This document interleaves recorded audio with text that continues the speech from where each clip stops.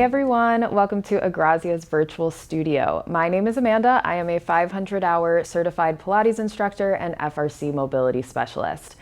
In this video, we're going to be doing a quick 15-minute pre-Pilates flow where we'll be breaking down some fundamental exercises that are important in building our foundation before we move on to the classical Pilates repertoire. All you need is yourself and a mat or a soft surface. If you are using a yoga mat, I do recommend layering it over a towel or a rug just for some extra cushion for your spine. Let's get into it. Starting laying down on our backs with your knees bent and your feet flat on the ground. Legs are going to be about hip width distance apart wherever they feel most natural for you. And then I like to place my hands on my hip bones just for some feedback, but you can place your arms wherever they're comfortable. And we're going to start with some pelvic tilts.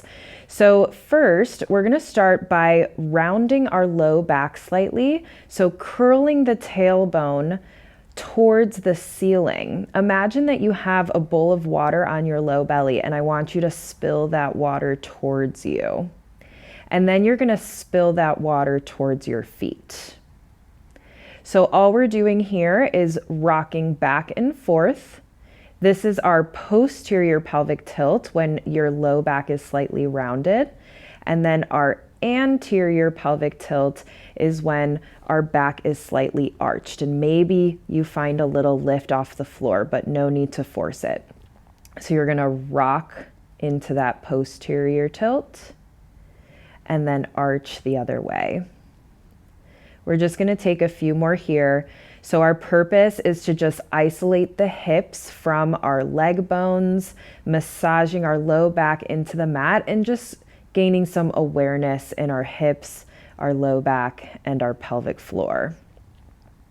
We're going to do one more as you rock into that anterior pelvic tilt and then bring yourself back to center.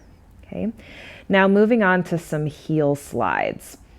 Your heel, let's start with our right leg. You're going to take that leg and slide it all the way out on the floor until your leg is straight. And my foot is flexed, meaning my toes are pointed straight up to the ceiling. And then I'm going to slide my heel on the ground back in towards my seat. Placing my hands on the mat, this time I'm going to press into the floor as I slide my right leg out and then slide it all the way back in. And let's stay on this side. We're going to do 3 more.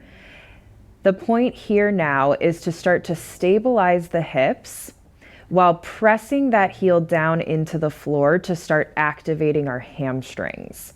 So we're building awareness now in our back body, which is just as important as our front. Sliding that heel all the way back in, and then we're going to rest there. If you're getting really stuck on your mat, you're more than welcome to try to find maybe a towel and do this on the floor. You're going to flex the other foot, sliding that heel all the way out, and then dragging your heel down into the floor and sliding it back in towards your seat. Let's slide it back out. You can take an inhale as you reach the legs out. And then exhale, sliding that heel back in. Just 3 more here. Slide it all the way out. Making sure, again, we're connecting into the hamstrings, connecting into the back of our leg here, all while keeping the hips still. So we're not falling into that arch or that anterior pelvic tilt. We're going to do that one more time. Slide the heel all the way out and then bring it all the way back in. Good. And then just reposition, reset your center. Heels are in line with your hips. We're going to go back to the right leg. So you're going to slide your right leg all the way out straight. This time you're going to point the toes and lengthen your leg even more. So we continue that line. And you're going to lift that leg up just to hover off the mat. So it's going to be parallel to your ankle on the other leg. And we're just holding for a couple breaths. So starting to connect into our abs a little bit more to hold the weight of our leg. We're going to float that leg up just a couple more inches. So now you're about midway on your calf on the other leg. And taking another breath here. Letting that spine stay heavy in the mat. And then lift your leg up just a few more inches. So now your knees are going to be more parallel in line with each other. And holding for one more breath here. Now you're going to lower that leg about halfway down back where we came from. So you're about midway here. Lower the leg down just a few more inches so you're back to that original hover. Still trying to reach that leg long away from you. Now, with control, lower that leg all the way down to the mat and then slide your heel back in and we'll work our way to the other side. Stretch your left leg all the way out on the floor, lengthening your leg as much as you can, reaching the leg longer as you lift to a hover. Making sure we didn't just fall into that arched back again. Your ribs are heavy, but you're not forcing your spine into the mat. Lift the leg up just a couple inches, holding for a couple breaths here. You're still pressing your arms into the mat. So again, we're connecting into that back body. And then lift that leg up to the knee height of the other leg. Still reaching long. Try to keep the front of your thigh and your hip soft so that the abs do more work. And then lower that leg about halfway. Still reaching, collarbones are relaxed. Slowly lower to a hover. Holding for another breath. And then lower that leg all the way down and slide your leg back in. All right, now we're going to take that right leg back out nice and long. And then you're going to lift that leg up to the height of the other knee. So bolt those knees together here. And we're going to take, starting to introduce more circular motion at the hip. You're going to take that leg out to the side, not too far, because we want to keep our hips equally weighted on each side. And then you're going to continue that circle down to the mat, back to squeeze your midline, and then bring it all the way back up with your knees together. You're going to open that leg out to the side, again, not too wide, circle it down, and then lift it back up to the other knee. We're going to take 3 more circles in this direction. Again, we're trying to keep the hips controlled so they're not rocking with you as you circle the leg. And find good low back and pelvic stability here. Continue your circle, trying to reach that leg as long as you can. And we've got 1 more circle here. And bring it up to the other knee. We're going to reverse it. We're all about control here. Lower that leg down all the way to the mat. Open it out to the side, just a little bit wider than your mat. Bring it back up to meet the other knee and continue for 4 more. Reaching the leg longer to come up. If you're working that right leg, your left leg is anchoring down into the floor, especially on the way out. And we're going to take 1 more here. Lower down, out, around, and up. Lower the leg down as you reach it longer and slide that heel back in. All right, left leg, slide it all the way out. And then lift it up to the height of the other knee, starting to open that leg out to the side, a little wider than your mat, as long as you can anchor that right hip down and then circle it around and pull that leg back up to the height of the other knee. Continue reaching out, circle around, and bring it back up and in. Seeing how we can connect into our center more to control the circle of our leg. So we're not just holding a bunch of tension in the thighs. And we're going to take 2 more circles, open, down and around. And last time, open, down, around, and lift, reverse it. Reaching that leg towards the ground, opening it out, circling it around, squeeze the legs together, and lower that leg down. 4 more, open, around, and up. For 3, around, and up. You have 2. And your last one, lower, out, around, squeeze those legs together, lower it all the way down, and then slide that heel back in. Great, shake that out a little bit. Now, if you were feeling a ton of tension in the thighs and the hips, that just means that we could probably use more awareness and connection in our center, so just keep working on it until your body figures that out. Now we're gonna start to connect into our center a little bit more with some leg lifts or marching. So if you wanna place your hands back on the hips to, again, control that pelvic stability, you can absolutely do so, or you're gonna keep your arms pressing down into the mat, okay? Pick your poison. You're gonna take your right leg up to a tabletop. So all that means is knee is over hip, and then your foot is in line with your knee. And then you're gonna lower that leg back down, and we're gonna do the other side, lifting the left leg, and then pull it back in. If you're noticing a big shift from side to side when you switch your legs, then that is where I really want you to bring your attention, is right down into your hips. Try to keep them still as you switch legs. So we're alternating right and left. Pull the right knee up, trying to use more of your abs rather than just your hips, or like your hip flexors, so right in the front there.